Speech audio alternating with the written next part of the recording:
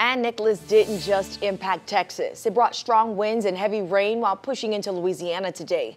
There was some structural damage in Baton Rouge, but luckily no one was hurt.